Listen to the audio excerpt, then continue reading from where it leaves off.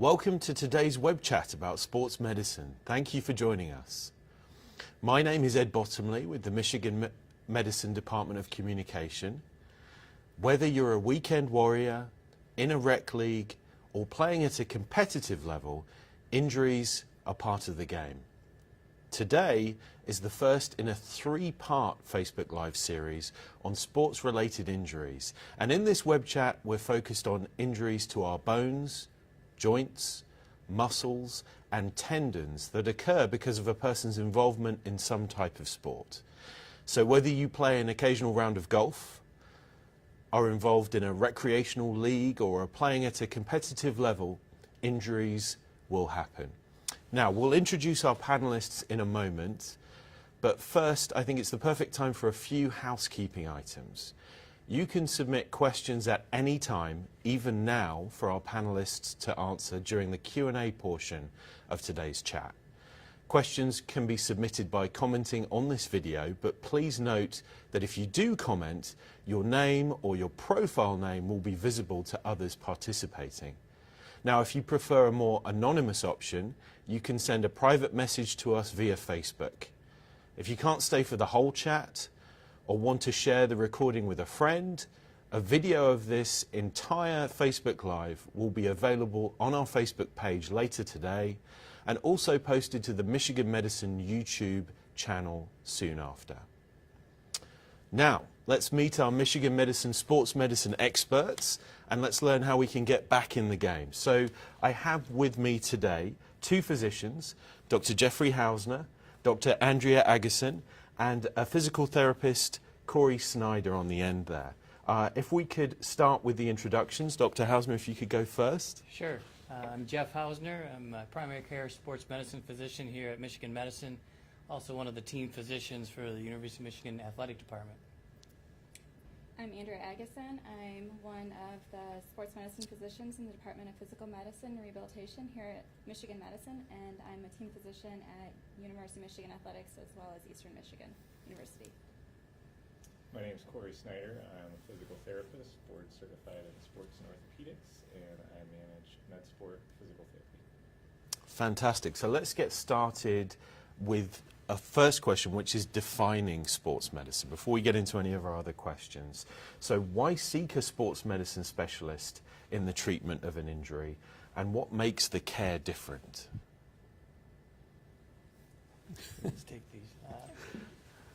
Sports medicine physician have specialization in a variety of musculoskeletal injuries that happen, as you pointed out, to weekend warriors, to more competitive athletes. So with that specialization, hopefully better able to recognize and diagnose these injuries and then prescribe the appropriate treatment. Okay, great. Dr. Agason?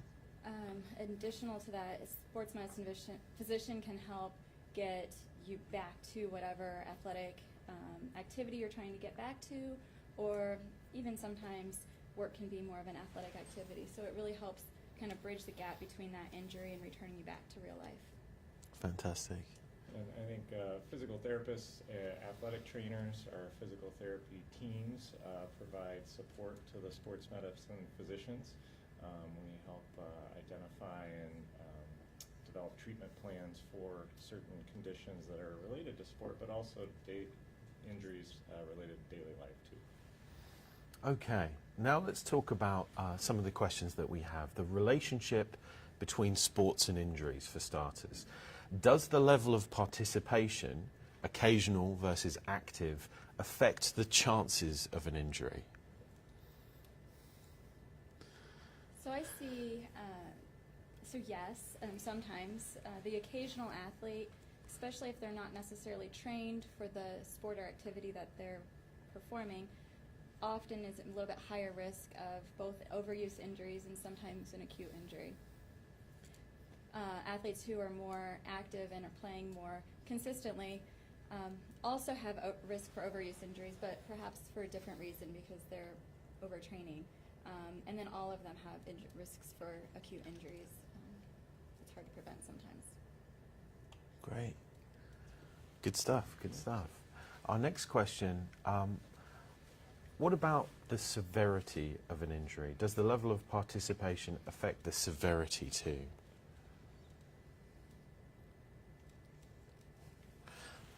That's also a harder one to Yeah, answer. we can, Yeah. we can move on to some of the other ones that we have.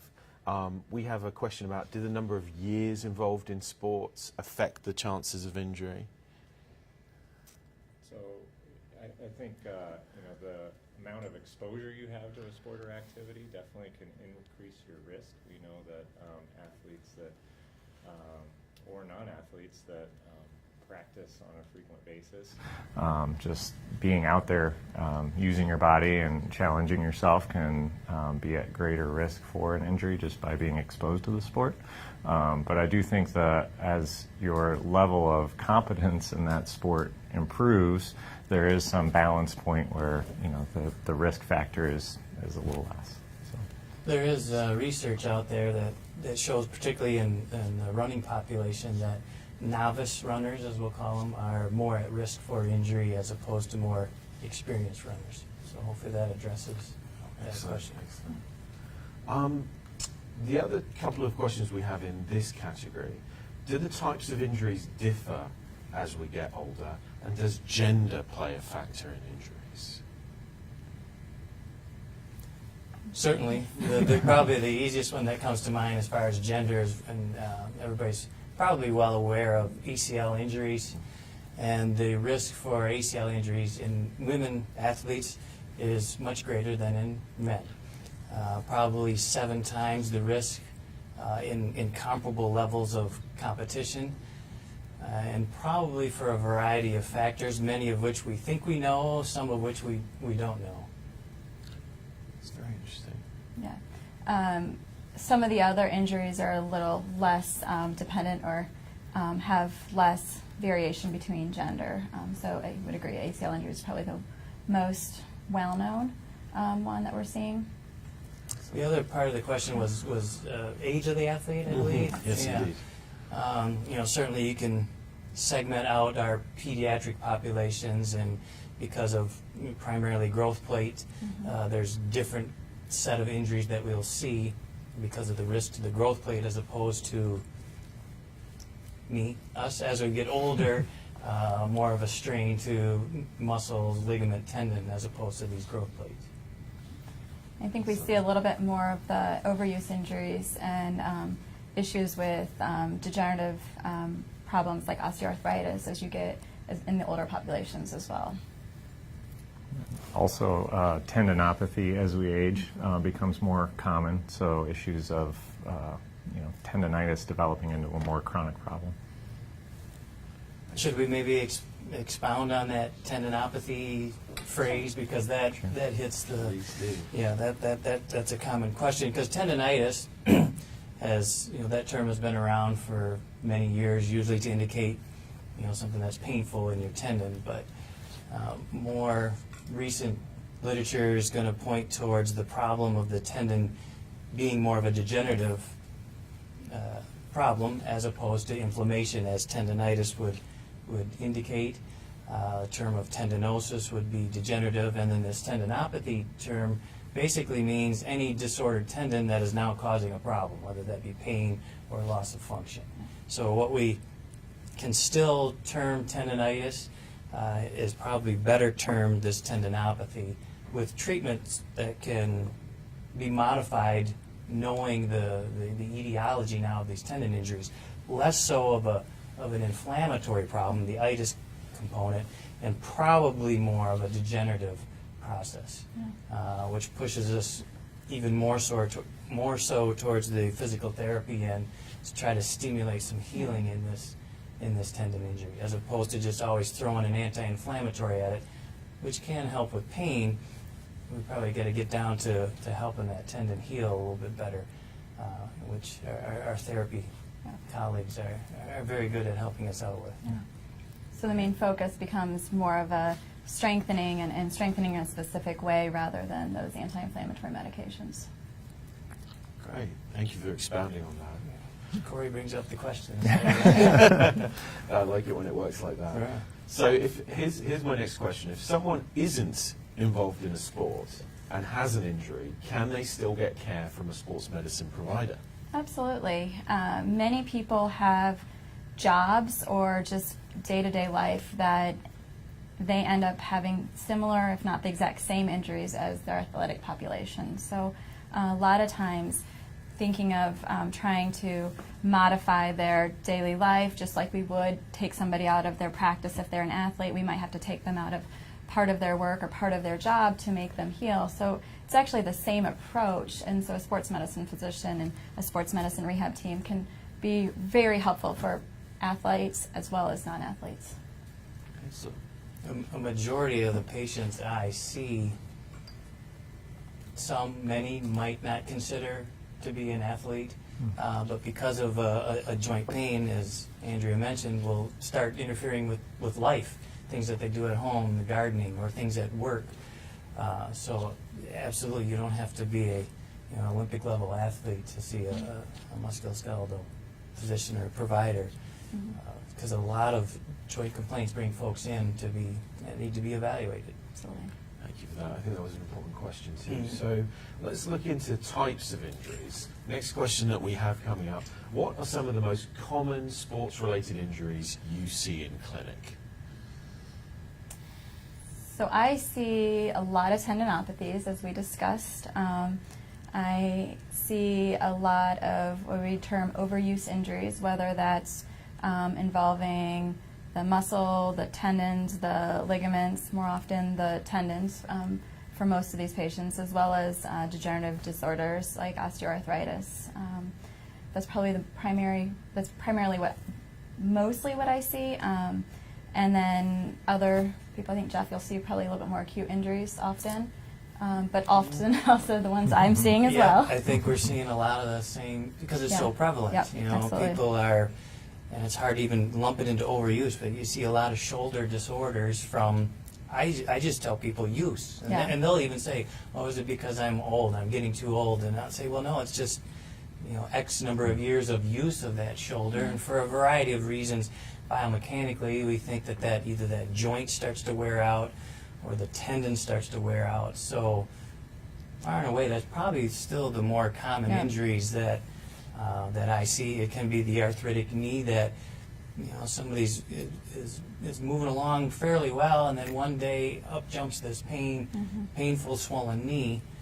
It's probably one of the more common instances that bring folks in. As from an athletic standpoint, the athletic injuries I see on a common realm are going to be overuse, and I do see a fair amount of runners. So you can talk about runner's knee or stress injuries. So that running population makes their way in. So those are probably most common, but there's a variety of injuries out there. And I also see a lot of back injuries in the athletic population, so that can be a whole variety of different reasons, from stress fractures to pinched nerves in their back or radiculopathy. So it's very broad range of patients. I think there's also some seasonality to what we see as sports medicine providers. So being football season or baseball season or basketball season can dictate a little more of what type of injuries we see. We might see more ankle sprains versus a knee injury versus a shoulder injury, depending on the sports season. So. Excellent. And so I'm particularly happy because both of you answered with answers that kind of led me into the next series of questions. What's the difference between an acute injury and an overuse injury? Absolutely. I just wrote that down before you even said I wrote that down. So an acute injury is something that happens typically from an irregular movement or a misstep where a normal tendon or normal muscle has been stretched or twisted beyond what it can handle, and it ruptures or partially tears. So you're talking about ankle sprains, ACL injuries, hamstring strain, those sorts of those sorts of injuries can be broken bones as well. And then your overuse injury or chronic injuries. The overuse essentially just means you're using whatever extremity or whatever joint more than what you're really trained, you've trained it to do. So you could be a very inactive person, and only a little bit of extra activity, perhaps putting away the dishes when you move to a new house, can cause an overuse injury, whereas an elite athlete, they're going to have to throw a lot of baseballs before they end up with that same overuse injuries. So when you're training for a sport or activity, your muscles and tendons adapt to the force that you're putting on it. So if you're running, you're using your muscles and your tendons, and when that and your bones, and when that happens, they break down a little bit before they can build up stronger. And if you end up doing too much activity where you're not allowing it to build up stronger and to recover, you develop an overuse injury. Excellent. So I'll throw a little hitch here from acute versus chronic. Sometimes we'll see acute on chronic injuries. So I'll bring up the arthritic knee again, and the large population that I see, where the patient knows or the athlete knows that, yes, I've had some arthritis and I can usually manage it, but one day they'll have some type of event that might not even be all that traumatic. And here again, you know, the increase in the pain, swelling of the knee that brings them in. So it looks like an acute problem, but it's probably that chronic condition of that joint wearing down, and then something happens, and many times we're not really sure what that acute event is. Excellent. Our next question, again, we're on the topic of overuse injuries. How much is too much? How do we define overuse? Are there any symptoms, warning signs?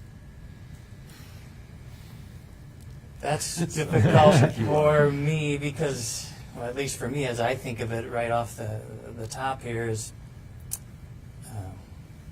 it's easy to say it's overuse when they come in and they tell you, well, you know, I started this running program and I built myself up to 25 miles a week, and now I have this overuse injury or stress injury, and then we can look back and say, that's overuse. You did too much. However, their training partner may not be at the same volume and doesn't have any symptoms.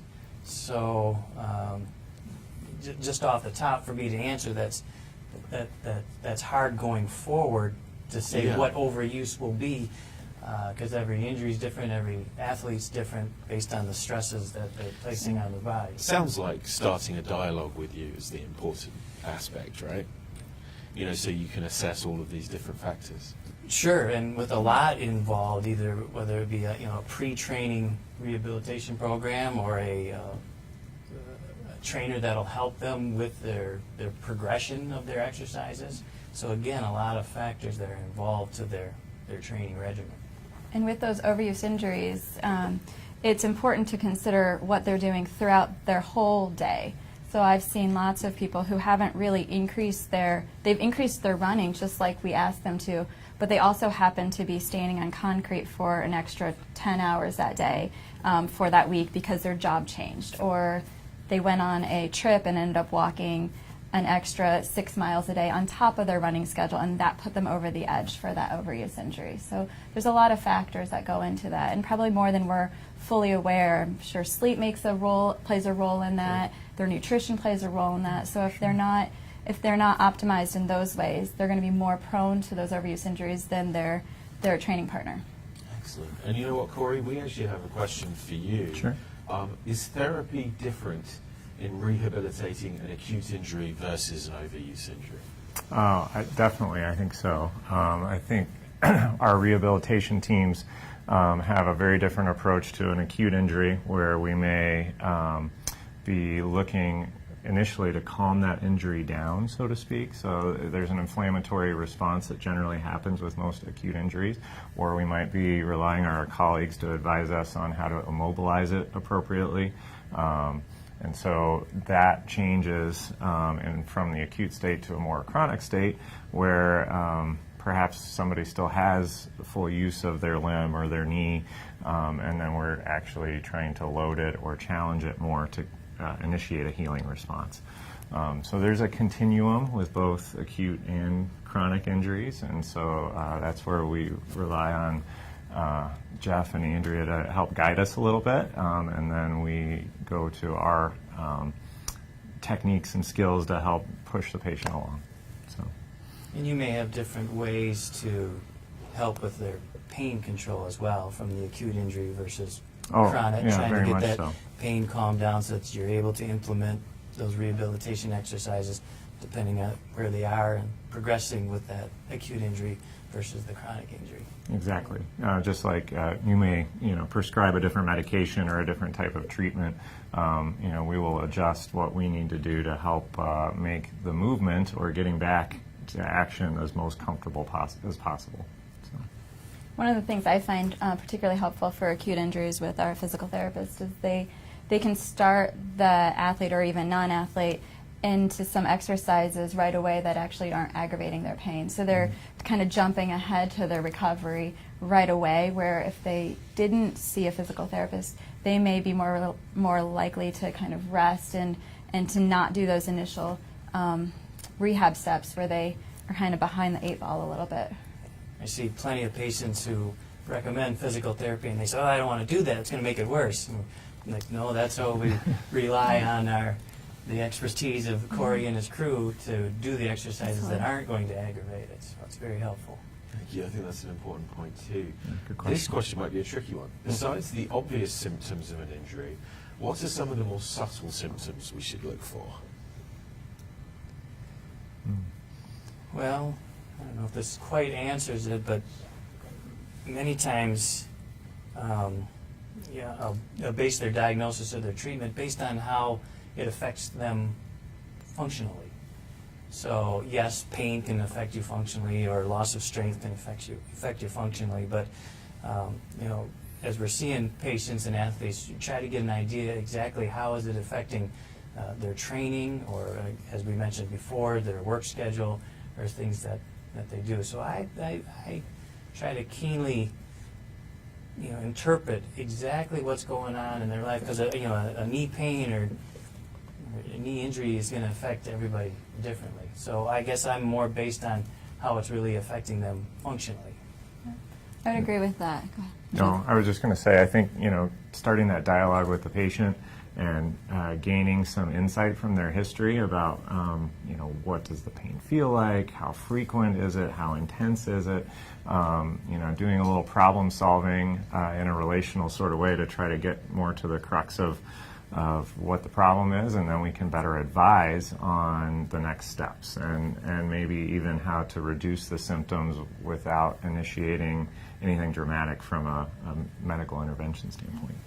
I also find it helpful to know if anything changed around the time this all started. So if it's acute injury where they rolled their ankle, it's often quite obvious. But for those more subtle injuries, finding out, did they change their shoe wear? Did they start training on a different surface? Did they do a whole new job at work? What was it that kind of led to the onset of their symptoms can make a big difference. And then also asking or knowing about any related injuries. So if they're coming in for knee pain but they're describing some problems with their foot and hip, that might all be related, and if you really only address that knee, then you might not really get them better as or quite as back to normal as you could have otherwise. Thinking through the question, maybe it was referring to, because patients will ask, well, when do I come in? Again, I'm thinking of the running population where most runners understand that they're going to have aches and pains, but when do you get to the point that it needs to be evaluated? Or maybe that's what they're referring to with what's more subtle. Many people use the rule that if pain doesn't resolve within 24 hours, that's something that needs to be evaluated. I'm not sure if that's what they were going at with the question or not, but it was just another thing that came to mind. Yeah. That's a useful part of the answer too as well. We have a little bit of a specific question here. How will I know the difference between a sprain or pull and a tear? Great question.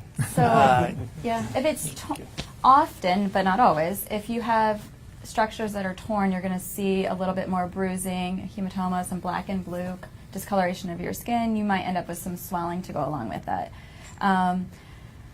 Aside from that, and feeling a little bit more instability or that your whatever joint you're describing is not very stable. Those are all some symptoms that you might experience. Otherwise, it's fairly challenging, I think, and that's one of the reasons seeing a sports medicine physician may be necessary to help delineate between those two. I was going to answer similarly. It's sometimes very hard to tell, or sometimes maybe the same. It was yesterday I saw a hamstring injury, and I think the similar question came up, and I was explaining that muscle can be, strained or pulled or partially torn. So it may be one and the same. The treatment may end up being the same. So that's a good question. Difficult, but hopefully that's something that we can determine. And sometimes we'll use our imaging to help determine that specific question. If we think treatment is going to change, or tear of certain structure that needs to see one of our surgical colleagues, then it's up to us to decide how best to figure that one out. But that's a great question. The next question, I've heard of ACL injuries, but are there other types of knee injuries to be aware of? Absolutely. Certainly. Yeah. Numerous, yeah. I will Go ahead. miss some, but so ACL, the L in the ACL stands for ligament, all right? And from a knee standpoint, there are 4 main ligaments that stabilize that knee, all of which can be injured. The ACL has received the most attention, probably the most prevalent, probably causes the most functional limitations, and in general is the one that usually ends up with our surgical colleagues. So just from a ligament standpoint, yes, you can have ACL injuries, you can have PCL injuries, which is a posterior cruciate ligament, and depending on the athlete and degree of injuries or associated injuries, may need to see our surgical colleagues. There's the medial collateral ligament on the inside and the lateral collateral ligament on the outside, many of which we can treat without surgery, but those are main ligament injuries that we can see. Other traumatic injuries are going to be your patellar dislocations, which have their variety of degree of injuries that go along with that. Bone injuries to the knee. It can be meniscal injuries, which is the cartilage structure in the knee that helps control some of the rotational forces and provides some separation between the tibia and the femur that can be injured. And then, as we've spoken about, a lot of tendinopathy, either to the patellar tendon or the quadriceps tendon or the hamstrings even. So. And then the coating of the bone or the cartilage on the surface of the bone can have more of a chronic injury, which is osteoarthritis, or it can have more of an acute injury, which is called an osteochondral lesion or defect. And so, and that's just to cover a few. There's some bursitis around the knee, which is basically a potential space that can get filled up with fluid and can cause what looks like a lot of swelling, and that can be quite painful.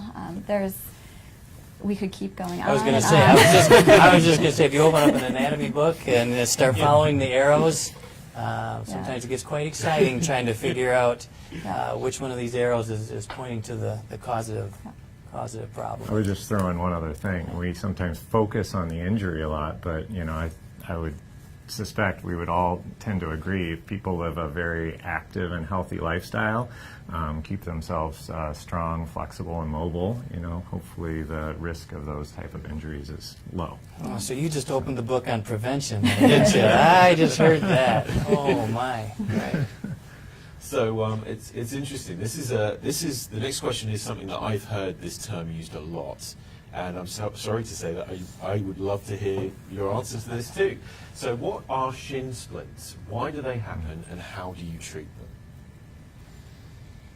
So the medical term for shin splints is medial tibial stress syndrome, and that is essentially the muscles on the front of your shin attached to the tibial bone, which is the main bone in your shin, in your lower leg. And when there's excess strain on those muscles, so when your foot's kind of lowering down when you're running, so instead of letting your foot flop down when you're running, but kind of slowly lowering down, it pulls a lot on that bone. And if that excess pull is too much, so then more than it's been kind of trained up to do, it can cause a variety of injuries to the tendon, right where it attaches, the bony surface or the periosteum, the kind of the lining of the bone, and it can progress all the way to a stress fracture. So it's kind of a continuum of an injury where it can be more of a muscle strain all the way up to a stress fracture. And we sort of include all of those in that term Shin splints. Thank you. Next question, I'm going to take my time over this, I don't want to mispronounce it. What is Patellofemoral syndrome? Patellofemoral, yeah. So patella, kneecap, femoral, the femur bone.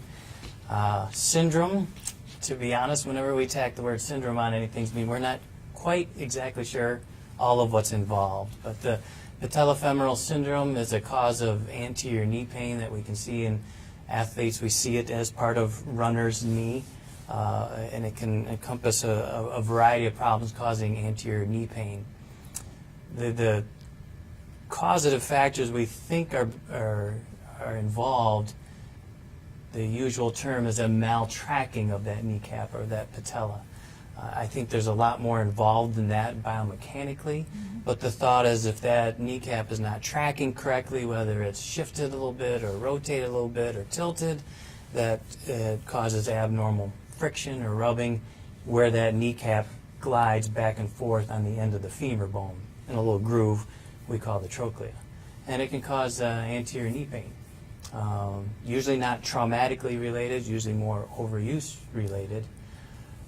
Because we think we know what's going on, the treatment is somewhat varied, but usually rests primarily with our physical therapy and rehabilitation colleagues, with a large emphasis, and Corey, you can speak more to this, a large emphasis on our quadricep strengthening, but we've learned over the more recent years that there's a lot of involvement from the hip and pelvis. So in general terms, if there's weakness around the hip and pelvis, that also can lead to some of this maltracking of the patellofemoral joint. Yeah, I think it really is multifactorial, the cause of patellofemoral pain, but from the physical therapist perspective or a rehab team's perspective, we will take that more biomechanical approach and looking at how really the foot and ankle, the knee, and the hip and pelvis all work together. Generally a lot of the complaints we get for patellofemoral syndrome are pain with going up and down stairs, maybe it's with running, sometimes with squatting or getting up out of a low seat, those type of activities. And generally as we start to watch people move, we can see what's going on with their tracking of the patella, and then can generate some sort of treatment plan or exercise plan to help address those problems. So. And I like to start there, with the therapy to build what many will call a biological brace. So work on the biomechanics of the whole kinetic chain to help dynamically with that kneecap gliding back and forth. We can use bracing, which in certain circumstances can be helpful, but I like to rely on that individual to help train or retrain their muscle activity to help with this tracking problem. Yeah, that's one injury that is very difficult to get better all by yourself without the expertise of somebody looking at your biomechanics and see where is the muscle imbalance, where is the flexibility imbalance, and how to kind of improve that. And sometimes it relates a lot to your foot placement and the arch of your foot and your footwear and the kind of shoes you wear. So there's all different things that you need to look at, and so you really do need expertise for that diagnosis. Hence the syndrome.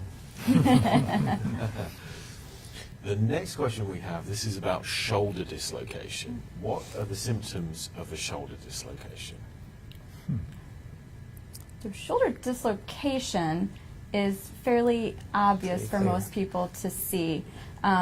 Generally, the ball of their shoulder is actually moved out of socket, and it moves kind of inferiorly and anteriorly, so it's actually out of place, and it is very painful.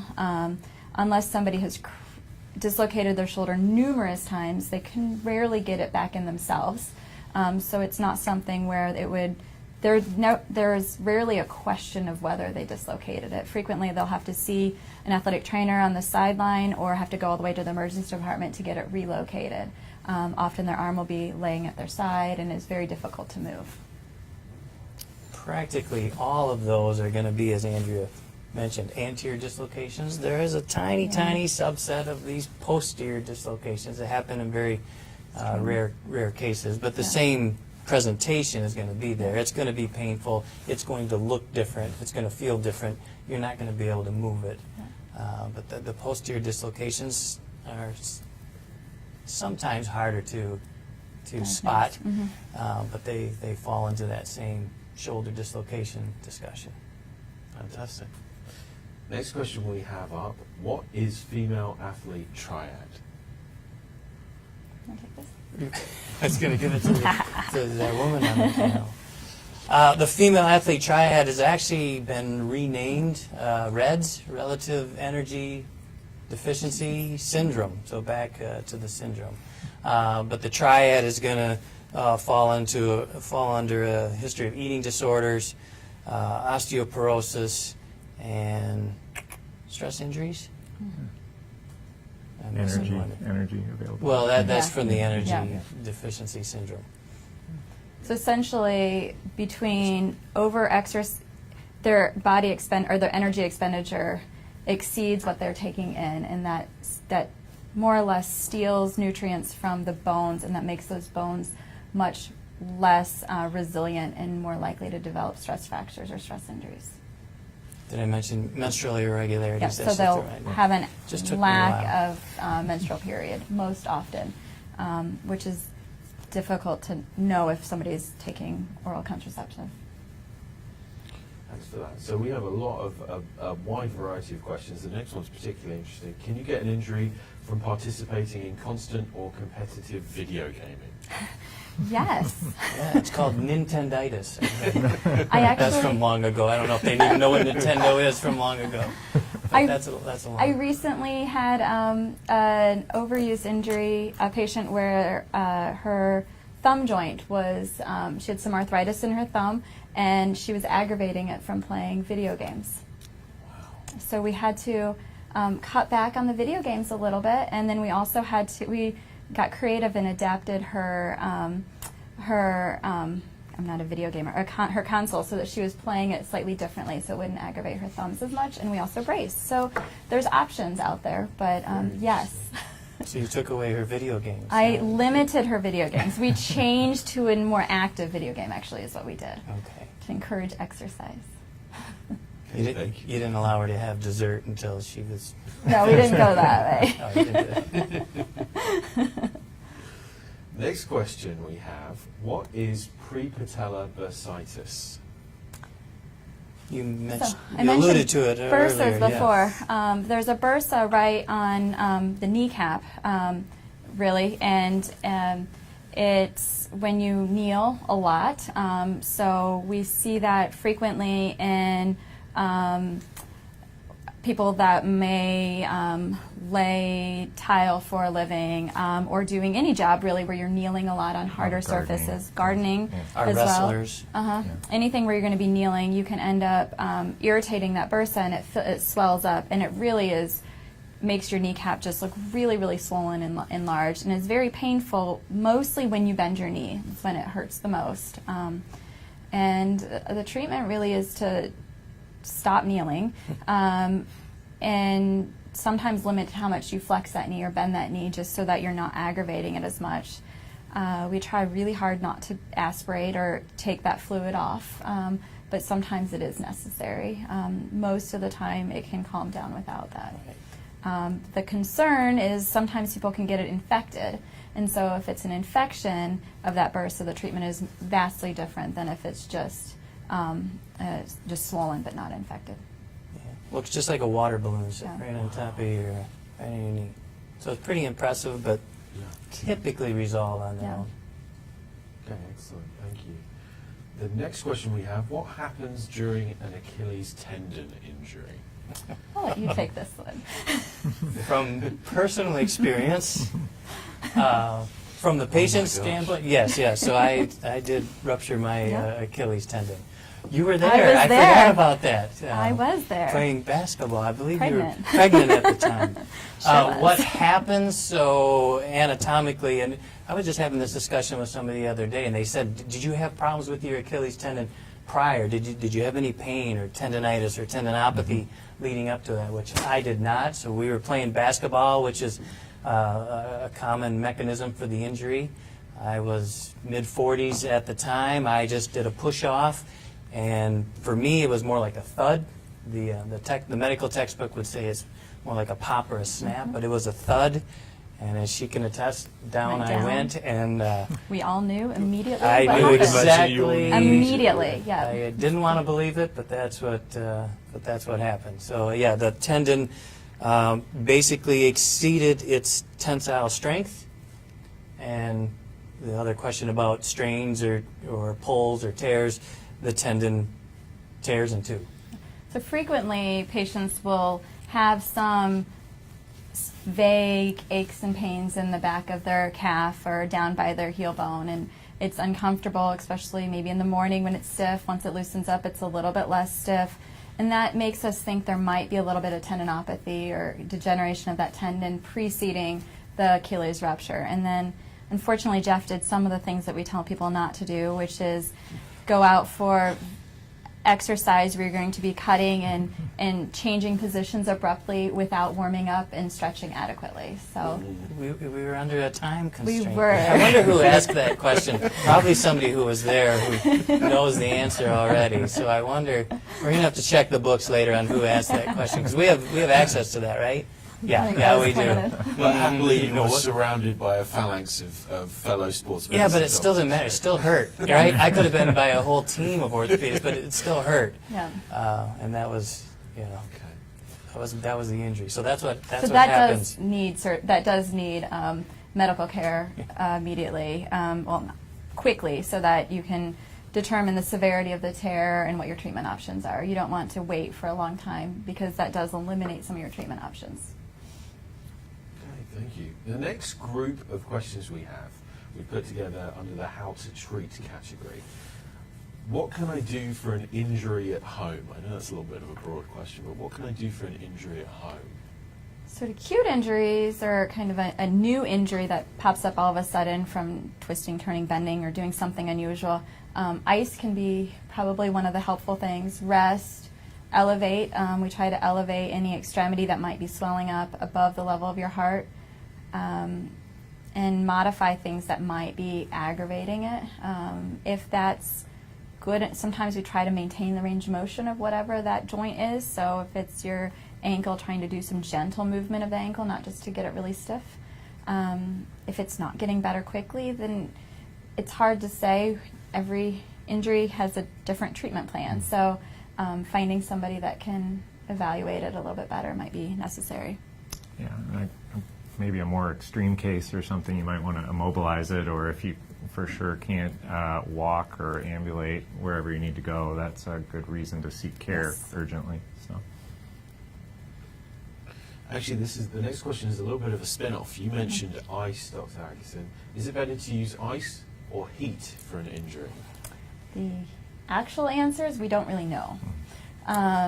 Generally, icing a new injury is probably very helpful. So if it's something tore, it's probably going to decrease the swelling.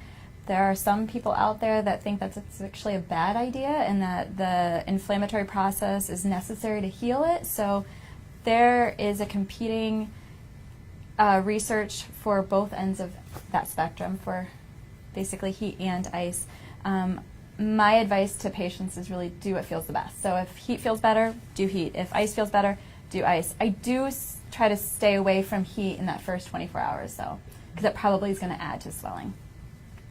I would tend to agree, and I think in the acute spectrum, we tend to lean a little more towards ice, especially in the first 24 hours, and then beyond that, if it's a chronic injury or one of these acute exacerbations of a chronic problem, oftentimes any change of temperature, whether it's warm or cold, sometimes feels good to the symptoms, but don't let that fool you. It might feel good for the short term, but you may need to be evaluated further. Yeah. So.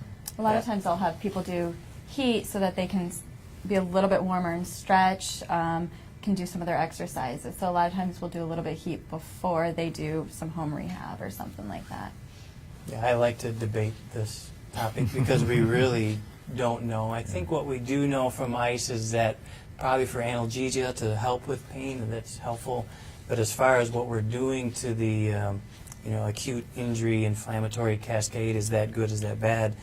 I don't think we fully know. What I do tell patients, as I don't necessarily have them not use heat, as some would advise, stay away from heat. I less so to advise against heat. Multiple negatives in there. The next question that we have is a compression stocking sleeve question. Do compression stockings or sleeves help rehabilitate an injury? I can start with that.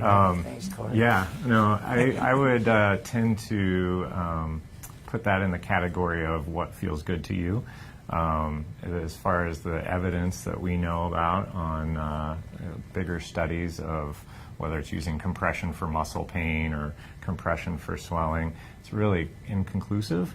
Some patients definitely will gravitate towards that. They feel like, oh, this really seems to make me feel better. Great. I don't think there's anything to say compression can hurt you unless you're wearing the wrong size or cutting off your circulation. So as far as rehabilitating an injury using compression, sometimes we use it. It can be useful. I really listen to our patients and see what their response is to something like that before making that decision to recommend it continually. Along those lines, sometimes I'll actually recommend either a compression sleeve or more of a neoprene sleeve where it's a little bit thicker, especially for patients that have tendinopathy. So a lot of times when they're warm, they feel good. When they cool off, they feel like it tightens up and it hurts more. So if you're using that to basically keep them warmer for longer throughout their exercise, particularly for runners in cooler weather, that can help. But I don't think we have much evidence to really support that.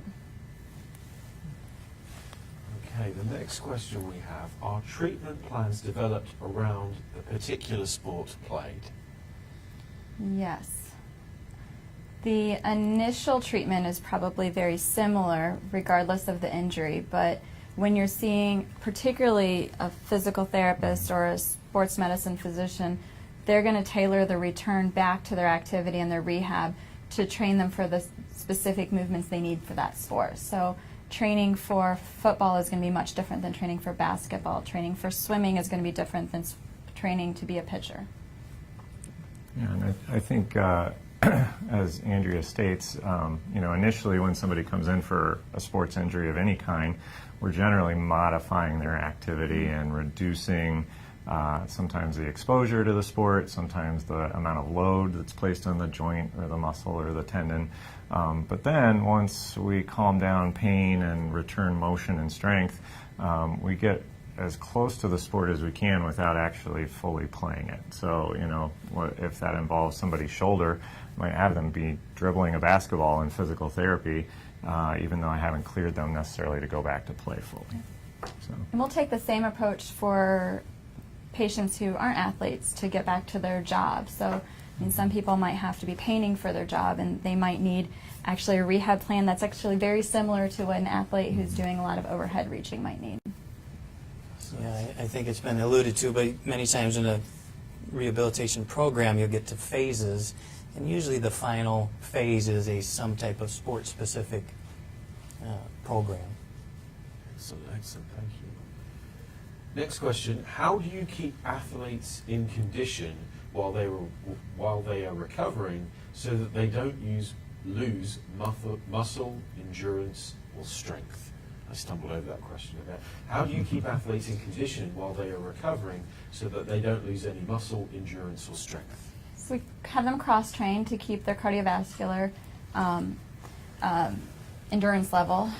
So that depending on the injury, that might be running in a pool, that might be running on an unweighted treadmill, that might be an exercise bike. The options are rather endless. We try to maintain some strength of the surrounding muscles, so we may not have them strengthen in the same way that their team is, but we're going to do kind of a variation of that.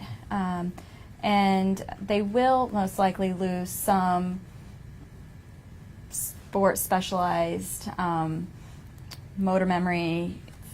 Basically, they're going to get a little bit set back from their performance until they get fully rehabbed. But that's the cardiovascular exercise is probably the main one that we're doing. Yeah, and I think cross-training, as you mentioned, from a strength standpoint, there's some interesting advances out there as far as using electrical stimulation to help maintain some muscle mass.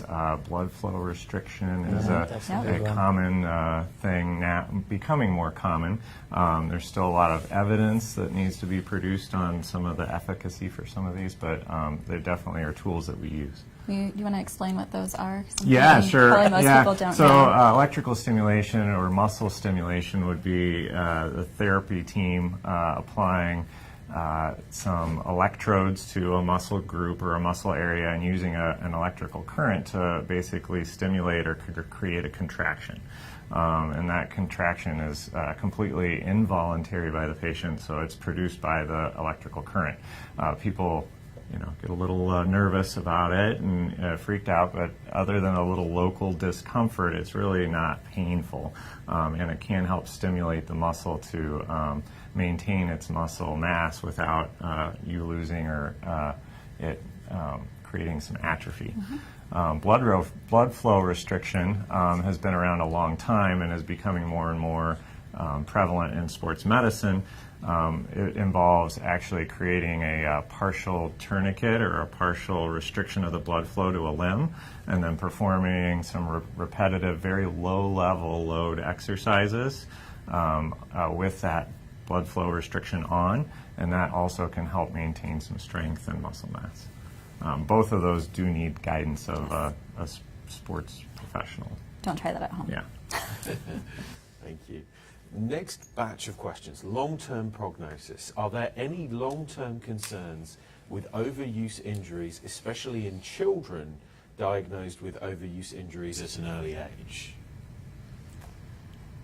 So that's a very good question. It's a hard question. Some overuse injuries, especially some stress fractures or growth plate injuries, may not fully heal. And may affect their growth and development and may increase the risk of injuries down the road.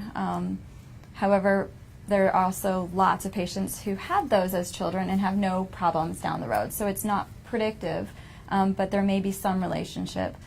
It's probably more of an issue that a lot of the children who end up with overuse injuries are specializing in sports and they're not getting very well-rounded development of all of their muscles.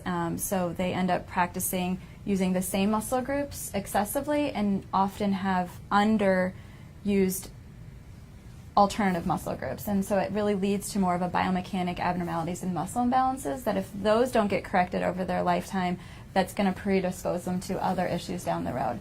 So we see both ends of that answer, and it's going to be dependent on, it's going to be individualized per athlete. Thanks. Yeah, I guess if there is an overuse injury, we have to determine, what the causative factors are or were, and not have him or her continue those activities. Yeah. As silly as that sounds, that's what's going to lead somebody to a long-term problem, is if you have the injury but continue down that path of continued pain and or swelling or limitations. Yeah. And there are some patients that the way their bones or muscles developed do not make that particular person ideal for the sport they're choosing. So somebody that is particularly inflexible trying to do gymnastics or dance is going to be at a disadvantage, and to perform at a higher level in that sport, they're going to have to move their body in an atypical way, and that might predispose them to some injuries. A lot of times they choose not to do them because they don't happen to be that great in it, but I do see those from time to time as well. Interesting. And the next question we have here, can I permanently injure myself if I return to my sport too soon? I think that defines itself. Returning too soon meant you returned too soon, and I'm kind of skirting around the question. Yeah. But, Well, I'm assuming that part of the question is they're effectively not taking your advice by returning too soon. Oh. Gotcha. Right, yeah, there's reasons that we give Yeah, advice it for reduces, yeah. going back or when to go back, and that's the reason. It's not like we enjoy holding somebody out of their tennis match or their football game. It's that we're trying to prevent long-term complications. So I suspect most of the time it's really just a re-aggravation of their old injury or recurrence of their prior injury. I can say it would be incredibly rare for it to be a permanent injury that could never recover. But if they don't actually change their activity or modify it in some way, they probably are going to be battling that same injury if they never allow it to recover. Okay, so we're winding down. We're going to the last 5 minutes. We've got a few questions left. Next topic is prevention. How important is stretching or warming up prior to participating in a sport? We touched on this a little bit earlier. I'm a pass. So the truth is, we're also not 100% sure with this answer. It depends. The older you are, the higher the importance for doing some warming up and some stretching may be necessary. You have to have at least the full range of motion to do the sport you want to do. If you haven't stretched your shoulder out and then you go out and throw, you don't have the range of motion to throw, so you're probably going to sustain some sort of injury, whether it's acute or overuse. I don't know if you want to expand on that. Yeah, I think one thing that we do know in regards to stretching is that we have found that dynamic stretching is generally a little better than static if you're warming up for a sport. Mm-hmm. Once you have sustained an injury and once you are injured, then that kind of standard goes out the window, and it's a little bit up for debate on what we advise. In general, if somebody's initiating a sport for the first time, or even if they're a seasoned athlete, we do advise they do some sort of cardiovascular warm-up at least, get their heart rate up, because generally it helps the tissues and the tendons respond to the activity better. So there is research out trying to answer that question, and much of the research, when you look at stretching as far as injury prevention, doesn't come up conclusive that a stretching program can help with injury prevention. Stretching is also looked at as far as performance, and that's a little bit varied as well, whereas a short bout of stretching before an event doesn't necessarily improve performance, but longitudinal stretching prior to your sport has been shown to be helpful for sports performance. So the literature is a little varied on that question, which is a very good question. Yeah, thank you. Very, very interesting question. So my final question for you three: what parting thoughts do you have for our audience about sports medicine? Is there anything you think we've missed that you'd like to share? Probably what we touched on the earliest, or some of the first few questions on what a sports physician does and who we see. It's not limited to the Olympic or professional or high collegiate athlete. These are folks that we see day in, day out, the people I golf with. These are all injuries that are important to take care of and affect people's lives, that we feel we can make a difference to keep them active, keep them moving, keep them healthy. We probably don't pay enough attention to injury prevention, and I think one of the biggest ways to improve that is to actually let patients and athletes practice or train up for whatever sport they're going to play, even if it is a weekend warrior. So we probably have a lot of room for improvement, and even sports medicine physicians can help with that as well. So it doesn't have to be just after the injury. I think from a physical therapy perspective, whether it's an athlete on the sideline that's seeing one of our athletic trainers, or whether we see people in clinic, a lot of what we do is giving advice and guidance, and it's not always necessarily about some flashy treatment, but it's kind of helping people move in the way that we were designed to. Fantastic. Well, thank you all three for your time, for your expertise. This will be posted on YouTube if you've joined us a little bit late, and it's also going to be housed on the Facebook page. And of course, don't hesitate to send us any extra questions, or directly message us if you want any more information on our sports medicine team. Thank you so much for joining us. Thank you. Thank you.